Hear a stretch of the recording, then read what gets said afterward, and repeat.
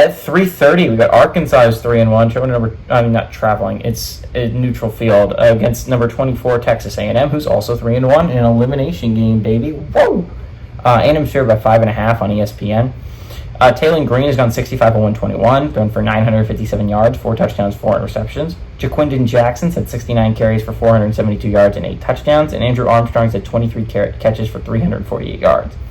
Marcel Reed has gone 32 of 57, thrown for 422 yards, 4 touchdowns, 0 interceptions. Le'Veon Moss has 63 carries for 354 yards and 3 touchdowns, and Cyrus Allen has had 10 catches for 181 yards and a touchdown. Arkansas actually leads the series all time, 42-35, but last 2 games have gone to A&M in 2022 and 2023, and A&M has won 11 of the last 12, 9 of 10 in this neutral field.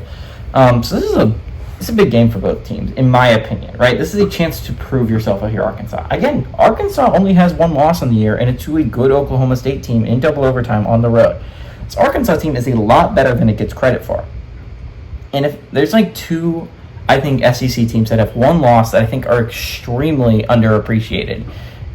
And it's Arkansas and South Carolina. And I think Arkansas and South Carolina are going to give a lot of these top teams troubles because I think they're very solid defensively, and I think they have an offense that can be explosive at times.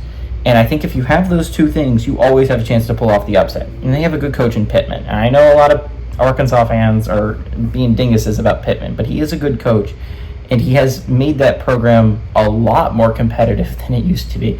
It used to be the Vanderbilt of the SEC. You guys used to be a joke before Sam Pittman got here. And I understand you were good beforehand, but you were a joke for a decent amount of time in the SEC.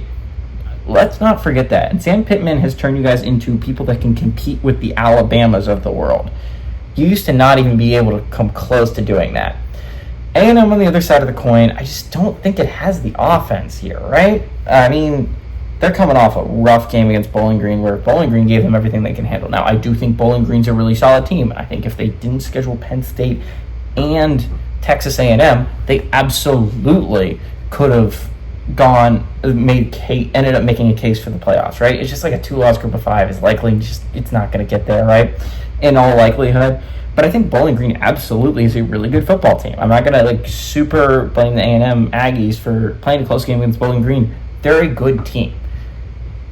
But Arkansas is a solid squad. I think Taylor Green is playing some pretty solid football. I think they had a rough game against Auburn offensively, but Auburn's defense is really good. That's one thing Hugh Freeze does extremely well as a head coach. His defense is going to be tight. It's going to be really good. I think A&M's defense isn't quite as good. I think Elko is a really good defensive mind, but I do think Arkansas offensively is going to be able to put up some points, more points than I think A&M could possibly put up. I don't believe in A&M's offense as much as I do Arkansas's offense. And I like Arkansas to actually win this game. Give me the Razorbacks to win and pull off the upset against A&M.